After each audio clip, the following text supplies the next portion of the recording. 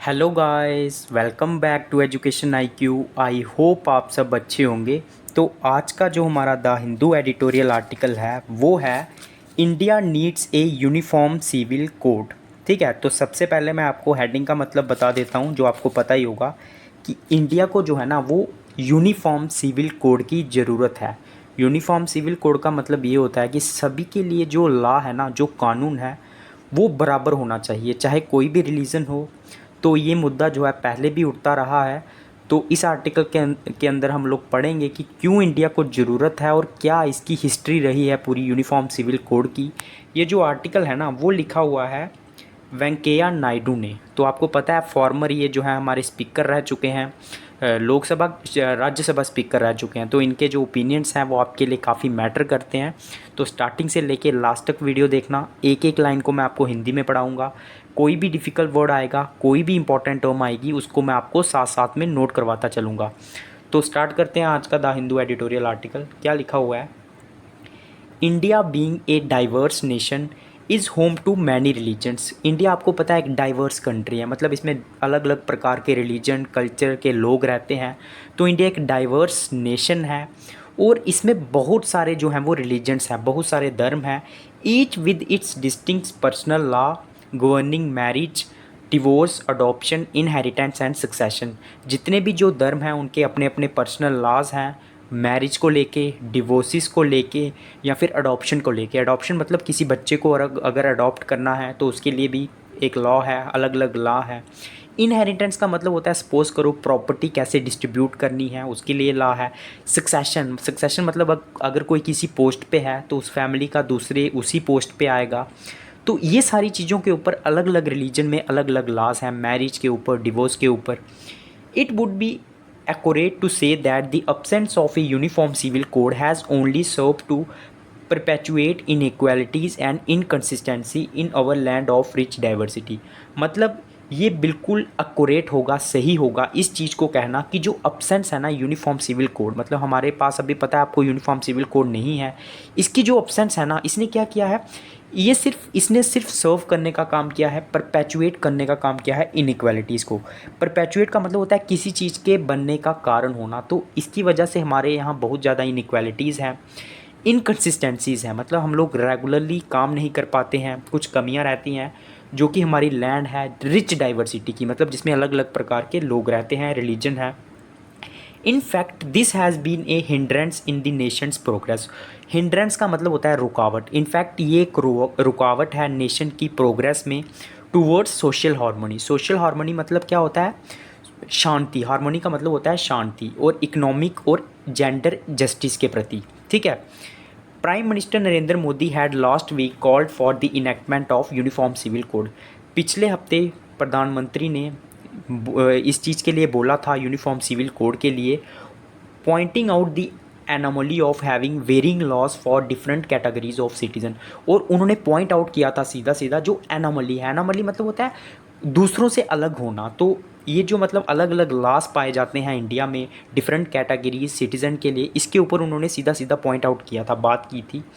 अब हम लोग कॉन्स्टिट्यूशन असेंबली की बात करेंगे जो 1946 में बनी थी, कि उसमें कैसे चर्चा हुई थी यूनिफॉर्म सिविल कोड के ऊपर। The debate on the uniform civil code goes back to the constitutional assembly debates. तो ये जो डिबेट है ना यूनिफॉर्म सिविल कोड के ऊपर, ये बहुत पुरानी है। कॉन्स्टिट्यूशनल असेंबली में भी इसके ऊपर डिबेट्स हुई थी। In fact one could assert that the legality of uniform civil code is rooted in the constitution of India. मतलब हम लोग ये भी कह सकते हैं दृढ़ता के साथ, असर्ट का मतलब होता है दृढ़ता के साथ कोई बात करना, कि जो लीगैलिटी है ना यूनिफॉर्म सिविल कोड की, ये कॉन्स्टिट्यूशन ऑफ इंडिया में ही पाई जाती है। Constitution assembly debates and also supreme court of India judgments. Constitution assembly में जो डिबेट हुई थी वहाँ पे भी इसकी बात हुई थी, और जो सुप्रीम कोर्ट की जो जजमेंट्स रहती हैं ना, उसमें भी यूनिफॉर्म सिविल कोड की बात होती है। Constituent assembly debate shed light on the need and the objective behind promoting a common civil code. जो कॉन्स्टिट्यूशन असेंबली की जो डिबेट्स थी, जो आपको पता है कॉन्स्टिट्यूशन असेंबली बनी थी हमारे जो कॉन्स्टिट्यूशन को बनाने के लिए, तो उसमें जो चर्चाएं होती थी ना वो लाइट डालती थी, रोशनी डालती थी कि क्या ज़रूरत है और क्या ऑब्जेक्टिव है हमारा किस चीज़ का, सिविल कोड को प्रमोट करने के पीछे। बाबा Saheb Ambedkar The chief architect of Indian Constitution had made a strong case in the Constitutional Assembly for framing a uniform civil code। जो हमारे भीमराव अंबेडकर हैं उन्होंने भी मतलब काफ़ी स्ट्रॉन्ग केस, काफ़ी अच्छी दलीलें दी थी यूनिफॉर्म सिविल कोड के ऊपर। He stress the importance of uniform civil code. उन्होंने यूनिफॉर्म सिविल कोड की क्या इंपॉर्टेंस है इसके ऊपर जोर दिया था। इन एंश्योरिंग जेंडर इक्वालिटी, ताकि जेंडर इक्वालिटी हो, and eradicating prevailing social evils. Eradicating का मतलब होता है डिस्ट्रॉय करना, ख़त्म करना, और जो प्रिवेलिंग का मतलब होता है जो उस टाइम पे जो इविल्स चल रहे थे, सोशल जो मतलब गंदगी चल रही थी, इविल का मतलब होता है जो बुराइयां चल रही थी उसको ख़त्म करने के लिए, इरेडिकेट करने के लिए उन्होंने भी यूनिफॉर्म सिविल कोड के ऊपर बात की थी। Countering the arguments of some of the members of the constitution assembly who were oppose the idea. तो मतलब उन आर्ग्यूमेंट्स को काउंटर करने के लिए, उन तर्क को काउंटर करने के लिए, काउंटर मतलब जवाब देने के लिए, जो कॉन्स्टिट्यूशन असेंबली के मेंबर्स दे रहे थे, जो अपोज कर रहे थे यूनिफॉर्म सिविल कोड का idea, Bhimrao Ambedkar observed, I personally do not understand by religion should be given this vast expensive jurisdiction so as to cover the whole of life. तो भीमराव अंबेडकर ने सीधे सीधे बोला था कि मैं पर्सनली इस बात को समझ नहीं पा रहा हूँ कि हमें रिलीजन को इतना वास्ट, मतलब इतना ज़्यादा और इतना एक्सपेंसिव यूरिडिक्शन देने की ज़रूरत क्या है, मतलब उनके हाथ में इतनी पावर रखने की क्या ज़रूरत है ताकि, और उनकी पूरी होल लाइफ को कवर करने के लिए, and to prevent the legislative from encroaching upon that field. और लेजिस्लेशन मतलब कानून को रोकना कि वो उस फील्ड तक ना पहुंच सके। मतलब मुसलमानों के लिए अलग कानून होगा, उसके बाद हिंदूज़ के लिए उनके अपने अलग कानून होंगे मैरिज के। तो भीमराव अंबेडकर ने ये बोला था कि मुझे समझ में नहीं आ रहा है कि लेजिस्लेचर को इतना दूर रखने की क्या ज़रूरत है। After all but we are having this liberty for, मतलब हमारी जो लिबर्टी है वो किसके लिए है, ठीक है। We are having this liberty in order to reform our social system. हमें लिबर्टी, हमारी आज़ादी हमें इसलिए है ताकि हमारा जो सोशल सिस्टम है हम उसे रिफॉर्म कर सके। रिफॉर्म का मतलब होता है चेंज कर सके। Which is so full of inequities, जिसमें फुल ऑफ इनिक्विटीज़ हैं, सो फुल ऑफ इनिक्वालिटीज़, इनिक्वालिटीज़ भी बहुत ज़्यादा हैं, डिस्क्रिमिनेशन है, भेदभाव होता है, और बहुत सारी और भी चीज़ें हैं। Which conflict with our fundamental rights, जो कि टकराती हैं, कन्फ्लिक्ट करती हैं हमारे फंडामेंटल राइट्स के साथ। It is therefore quite impossible for anybody to conceive that the personal law should be excluded from the jurisdiction of the state। तो ये चीज़ मतलब इम्पॉसिबल है किसी के लिए भी टू कंसीव। कंसीव का मतलब भी अगर आपको नहीं पता है तो आप लोग लिख सकते हो। कंसीव का मतलब होता है किसी चीज़ को जो है ना वो समझना, उसको बोलते हैं कंसीव। तो ये इम्पॉसिबल है किसी चीज़ के, किसी भी बंदे के लिए इस चीज़ को कंसीव करना, समझना कि जो पर्सनल लॉ है ना वो यूरिडिक्शन ऑफ स्टेट से अलग है। मतलब पर्सनल लॉ आपको अपने रिलीजन के हिसाब से गवर्न करेगा और वो उसके ऊपर स्टेट की कोई पावर नहीं होगी। तो ये चीज़ समझना इम्पॉसिबल है किसी के लिए भी। Other distinguished and erudite members of the Constitutional Assembly such as Aladi Krishna Iyer and K.M. Munshi also advocated the enactment of UCC। और भी अलग अलग मेंबर थे। इरूडाइट का मतलब क्या होता है, जो मतलब काफ़ी मजबूत स्ट्रॉन्ग मेंबर थे, स्कॉलर थे कॉन्स्टिट्यूशन असेंबली के, जिसमें अय्यर आ गए, मुंशी आ गए। उन्होंने भी एडवोकेट किया। एडवोकेट का मतलब होता है सपोर्ट करना यूनिफॉर्म सिविल कोड को। अलादी कृष्ण स्वामी अय्यर आर्ग्यूड दैट, उन्होंने जो अय्यर थे उन्होंने इस बात के ऊपर भी आर्ग्यू किया था, तर्क दिया था। और क्या बोला था, एक सेकेंड, उन्होंने तर्क देते हुए बोला था दी आर्टिकल, ये जो आर्टिकल है यूनिफॉर्म सिविल कोड को लेके, इसका एम है एमिटी। एमिटी का मतलब होता है फ्रेंडशिप, भाईचारा। But it aims is to try to arrive to a common measure of agreement in record to this matters. तो इसका मतलब, इसका मकसद, इसका एम यही है कि एक कॉमन मेजर पे आना, एग्रीमेंट पे आना जो कि इन मैटर्स के रिलेटेड हो। मतलब एक ही लॉ बनाना जो सभी रिलीजन के लिए हों। Similarly KM. Munshi also called for UCC in the constitution assembly. और जो के.एम. मुंशी थे उन्होंने भी इसको सपोर्ट किया था यूनिफॉर्म सिविल कोड को कॉन्स्टिट्यूशन असेंबली में। He said the point however is this, whether we are going to consolidate and unify our personal law in such a way that the way of life of the whole country may in course of time be unified and secular। उन्होंने point out किया था कि क्या हम लोग consolidate कर सकते हैं, मजबूत कर सकते हैं और यूनिफाई कर सकते हैं, मतलब एक कर सकते हैं हमारे पर्सनल लॉ हैं जितने भी अलग अलग रीजन के, इस तरीके से कि जो हमारा वे ऑफ लाइफ है, मतलब जीने का तरीका है होल कंट्री का, मे इन कोर्स ऑफ टाइम, वो मतलब टाइम के साथ जो है यूनिफाइड हो जाए और सेकुलर हो जाए, सभी रिलीजन के लिए बराबर हो जाए। But have these things got to do with the religion, I really fail to understand. इनका रिलीजन से क्या लेना देना है, ये मुझे समझ में ही नहीं आता है। उन्होंने ये बोला था कि जो कानून है वो सबके लिए एक होना चाहिए। Since a consensus on the uniform civil code could not be reached in the constitutional assembly, consensus का मतलब होता है सहमति, तो जो सहमति थी यूनिफॉर्म सिविल कोड के ऊपर वो कॉन्स्टिट्यूशन असेंबली में नहीं बन पाई। This subject found a place under article 44 of the directive principles, तो उसकी जगह आर्टिकल 44 में इस यूनिफॉर्म सिविल कोड को शामिल किया गया, जो कि directive principle of state policy हैं। तो उनका जो है ना वो मतलब इन्फोर्सिएबल बाय लॉ नहीं है, मतलब ज़रूरी नहीं है कि आप उनको इन्फोर्स करो, ये मैंडेटरी नहीं है।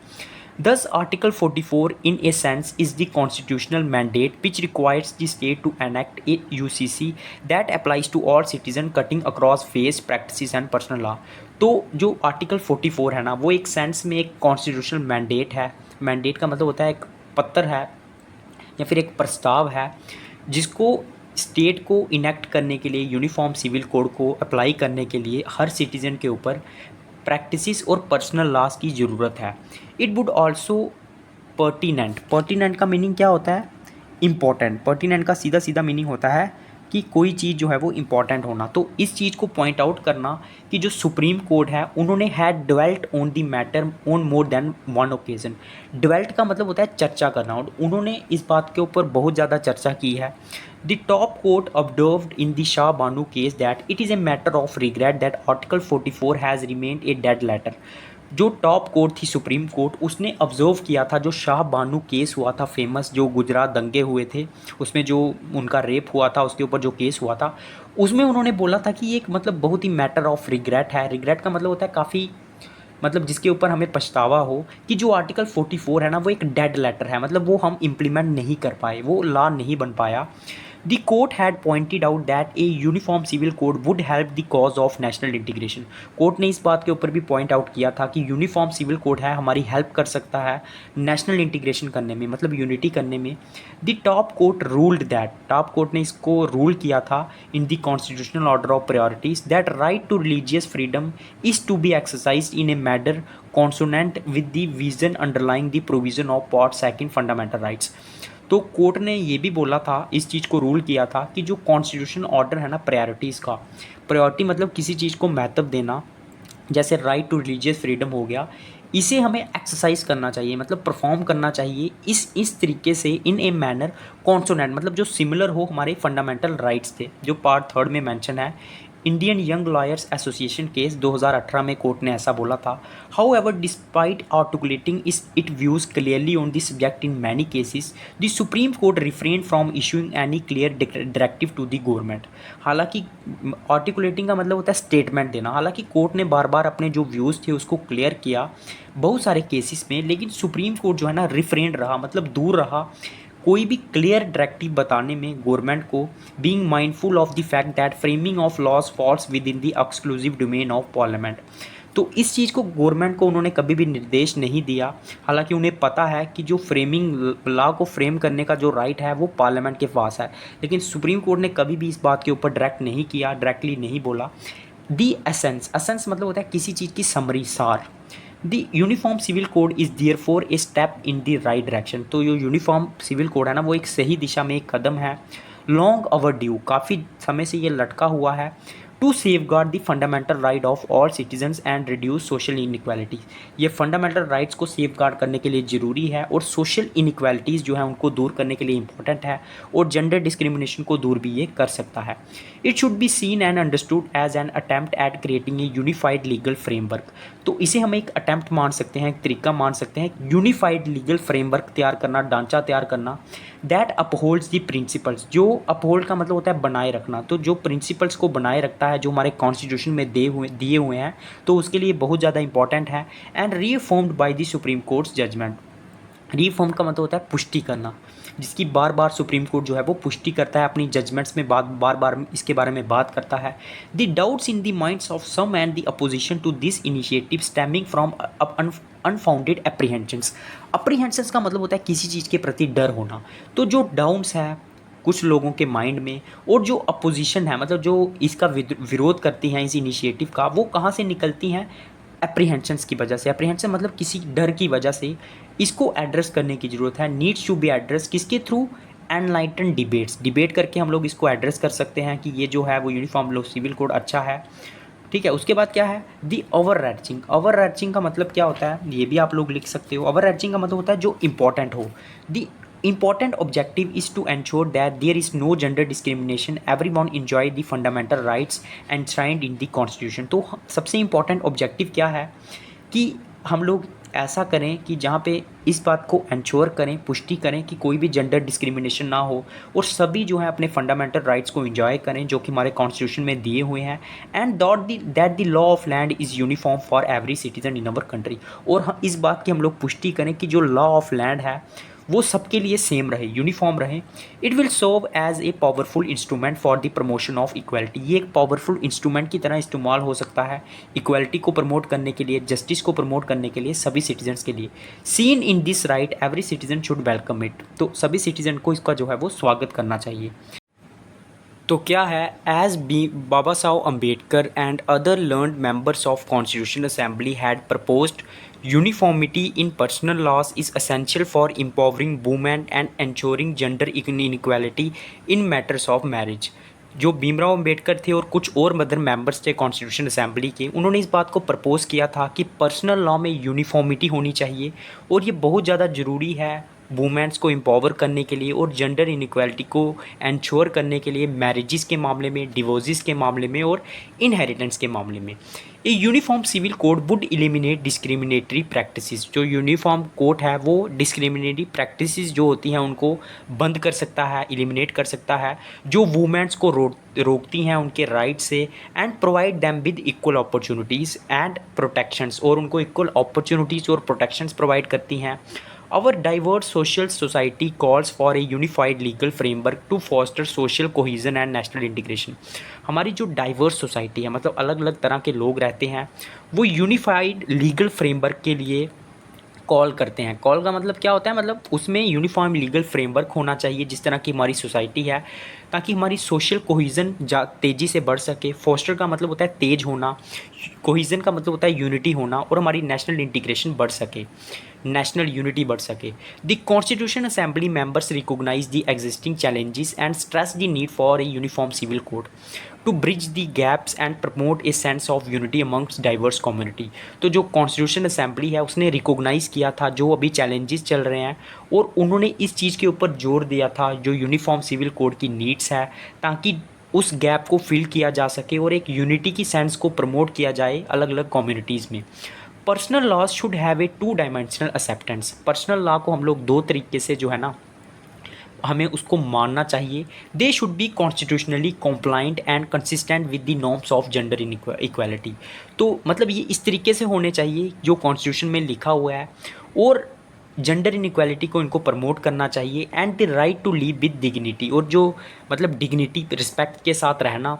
The constitution is the north star which guides us in this record. तो जो कॉन्स्टिट्यूशन है ना वो एक स्टार की तरह काम करता है जो इस मामले में हमें गाइड करता है।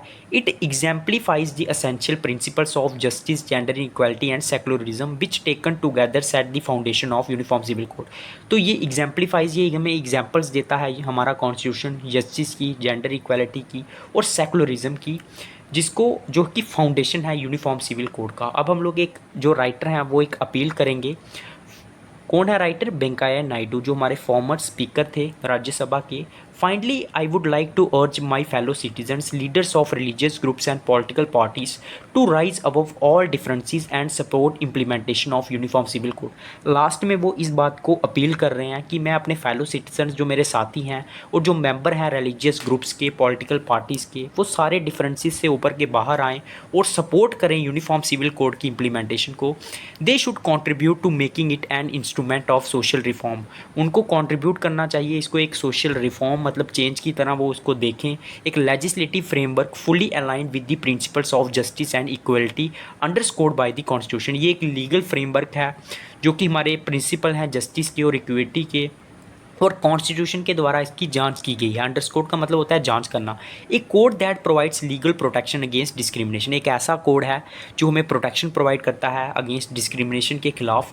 और एक प्रोग्रेसिव पीस है लेजिस्लेशन का to guarantee equal human rights, ये हमें इक्वल ह्यूमन राइट्स प्रोवाइड करता है। और टेंजिबल मतलब स्ट्रॉन्ग शेप देता है, हमारा जो विज़न है कंट्री की इलस्ट्रियस फाउंडिंग का, हमारे जो फाउंडिंग फादर्स थे। इट विल ये yet another step a very significant one towards building a new inclusive egalitarian Indian that we all want.